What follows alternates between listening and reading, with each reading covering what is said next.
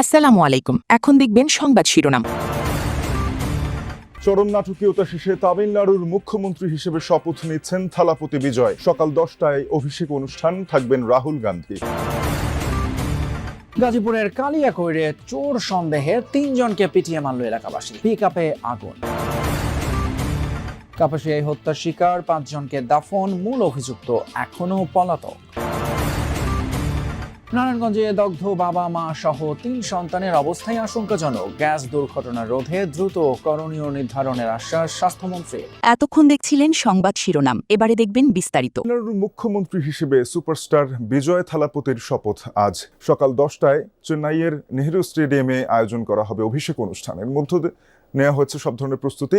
ভেন্যুতে জড়ো হচ্ছে টিভিকের কর্মী সমর্থকরা। নিশ্চিত করা হয়েছে কয়েক স্তরের নিরাপত্তা ব্যবস্থা। নানা নাটকীয়তার পর নির্বাচনী ফল প্রকাশের 5 দিনের মাথায় সরকার গঠনে প্রয়োজনীয় আসন নিশ্চিত করে থালাপতির দল টিভিকে শপথ গ্রহণ করতে যাচ্ছে। কংগ্রেস ছাড়াও সিপিআই, সিপিআইএম, ভিসিকে এবং ইন্ডিয়ান ইউনিয়ন মুসলিম লীগের সমর্থন পেয়েছেন তিনি। শনিবার গভর্নরের কাছে 120 বিধায়কের সমর্থনপত্র জমা দেন বিজয় থালাপতি। এরপর আনুষ্ঠানিক সরকার গঠনের আহ্বান জানান তিনি। তামিলনাড়ুর বিধানসভা নির্বাচনে 108টি আসন পেয়েছে টিভিকে, যেখানে সরকার গঠনে ম্যাজিক ফিগার 118।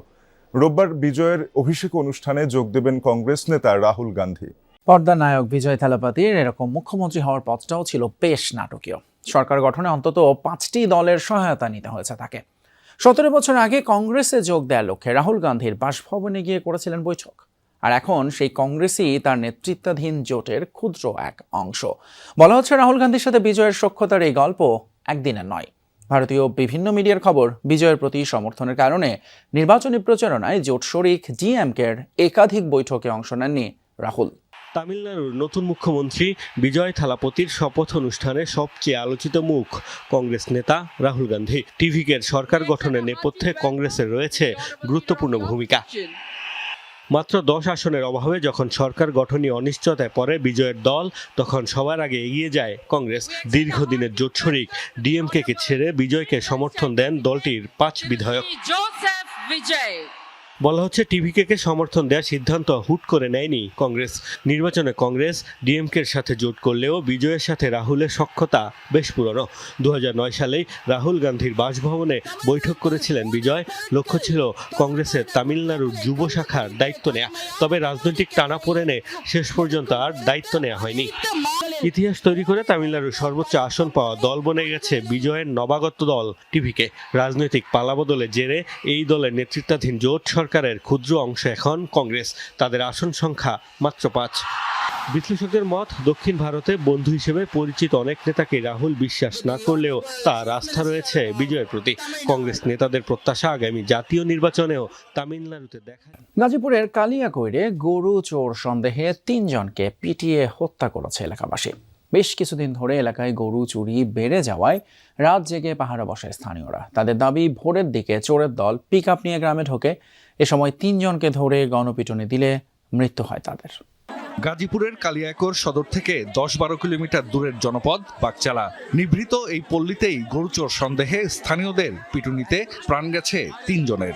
স্থানীয়রা জানায়, এলাকায় বেশ কিছুদিন ধরেই গরুচোরের উৎপাত বেড়েছে। রাত জেগে পালা করে পাহারা দেন গ্রামবাসী। প্রত্যক্ষদর্শীদের দাবি, গতরাত 3:30টার দিকে একটি বড় পিকআপ ভ্যান নিয়ে এলাকায় ঢোকে চোরের দল। টের পেয়ে তাদের ধাওয়া দেয়া হয়। এক পর্যায়ে 3 জনকে ধরে গণপিটুনি দেয় এলাকাবাসী। এতে ঘটনাস্থলেই মারা যান একজন। হাসপাতালে নেয়ার পর বাকি 2 জনকে মৃত ঘোষণা করেন চিকিৎসক। গত 3 রাত আগে আমাদের তালতলা গ্রাম আবু বকর সিদ্দিক নামে ওনার বাড়ি থেকে 4টা গরু নিয়ে যাওয়া হয় চুরি করে। এলাকাবাসী সবাই টহল দেয় মানে দেখে যে কোনো গাড়ি আসে কিনা, অপরিচিত গাড়ি। তো ঢোকার পরে গত রাত্রে আর কি, তো একটি পিকআপ ঢুকে গাড়ি সহ তাদেরকে ধরে তাদেরকে কিছু 2 জন চোরকে আমরা আটকানোর পরে তাদেরকে কিছু গণপিটুনি দেওয়া হয়। কিছুক্ষণ পরে আমরা শুনি যে তালতলা আরেকজন চোর, সে পলাতক ছিল, তাকে ধরা হয় এবং তাকে কিছু গণপিটুনির মাধ্যমে পুলিশের কাছে সুপর্দ করা হয়। গোয়াল থেকে গরু বের করতে পারে না, করবে অবস্থায় তাদেরকে ধরছে। বিক্ষুব্ধরা পিকআপ ভ্যানটিতেও আগুন ধরিয়ে দেয়। খবর পেয়ে ঘটনাস্থলে যায় পুলিশ। নিহতরা আন্তজেলা চোর ও ডাকাত দলের সক্রিয় সদস্য ছিল বলে জানান কর্মকর্তারা। নাম সেলিম, তার দেশের বাড়ি হলো পটুয়াখালী, বরিশাল। আরেকজনের বাড়ি হলো আপনার আজাহার যে আছে বদনি ভাঙ্গা চিপু, সে গাজীপুর জেলা। আর একজন হলো আপনার হলো কৃষ্ণ, তার বাড়ি হলো সিলেট সদরে। তারা দীর্ঘদিন যাবৎ এই আমাদের গাজীপুর বিভিন্ন এলাকা হইতে তারা কৃষকের গরু চুরি করে নিয়ে বিক্রি করিতেছে। এ ঘটনায় আইনগত ব্যবস্থা নেওয়ার কথা জানিয়েছে আইন শৃঙ্খলা বাহিনী।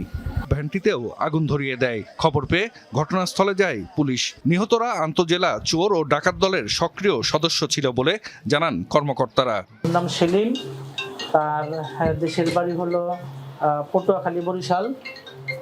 আরেকজনের বাড়ি হলো আপনার আজাহার যে আছে বদনি ভাঙ্গা চিপু, সে গাজীপুর জেলা।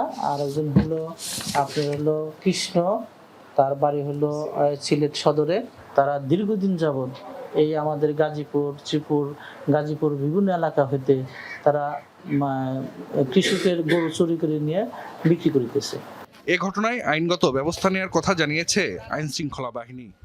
গাজীপুরের কাপাসিয়ায় নির্মম হত্যাকাণ্ডের শিকার 5 জনের জানাজা শেষে নিজ গ্রাম গোপালগঞ্জে হলো দাফন। শোকস্তব্ধ পরিবার স্বজনরা। নিহতদের পরিবারের পাশে দাঁড়াতে প্রশাসনের প্রতি অনুরোধ জানিয়েছেন এলাকাবাসী। শনিবার রাতেই মূল অভিযুক্ত ফোরকান এবং অজ্ঞাত 4 জনের নামে মামলা করে নিহত শারমিনের বাবা। তদন্ত চলমান, আটককৃত 2 জনকে জিজ্ঞাসাবাদ করছে পুলিশ। ভোরে গোপালগঞ্জ সদর উপজেলার পাইককান্দি চরপাড়া গ্রামে পৌঁছায় গাজীপুরের কাপাসিয়ায় হত্যার শিকার 5 জনের মরদেহবাহী 2টি গাড়ি। আর্তনাদে ভারী হয়ে ওঠে পরিবেশ। স্বজনরা জানান পারিবারিক কলহ থাকতেই পারে, কিন্তু এমন হত্যাকাণ্ড কোনোভাবেই মানতে পারছেন না তারা। সুষ্ঠু বিচারের দাবি তাদের। আমরা সূক্ষ্ম বিচার চাই, আমার বাইরে দেশান্তরি বানাই দিয়েছে। আগে রাজমিস্ত্রি কাম করতে, উনি আমাদের টাকা পয়সা দিয়ে ড্রাইভিং শিখে চাকরি দিছে। পরে চাকরি কিছুদিন করার পরে একটা গাড়িও কিনছে, টাকার টুমুক দেখছে। তারপর পরপর 3টে মেয়ে হয়ে গেছে। 3টে মেয়ের পরেই ওনার শত্রু নামে আইছে। বেলা 11:30টার দিকে পঞ্চপল্লী মাদ্রাসা মাঠে অনুষ্ঠিত হয় জানাজা। পরে সদর উপজেলার উত্তর চরপাড়া কবরস্থানে দাফন সম্পন্ন হয়। এ সময় নিহতদের পরিবারের পাশে দাঁড়াতে প্রশাসনের প্রতি আহ্বান জানান স্থানীয়রা। ফুরকানকে আইনের মাধ্যমে কঠিন শাস্তি হোক, তার সাথে কারা জড়িত আছে, কারা এই কাজটা করছে, এটা সম্পূর্ণ আপনাদের বের করতে হবে। আর এটা সম্পূর্ণ মনে করেন যে বিচার করতে হবে। শুক্রবার রাতে গাজীপুরের কাপাসিয়ায় 5 জনকে গলা কেটে হত্যার খবর পায় পুলিশ। ঘটনাস্থল থেকে উদ্ধার করা হয় শারমিন, তার 3 সন্তান ও ভাইয়ের মরদেহ। মূল অভিযুক্ত গৃহকর্তা ফোরকান এখনো পলাতক। শনিবার রাতে ফোরকানকে প্রধান আসামি করে অজ্ঞাত আরো 4 জনের নামে মামলা করেন নিহত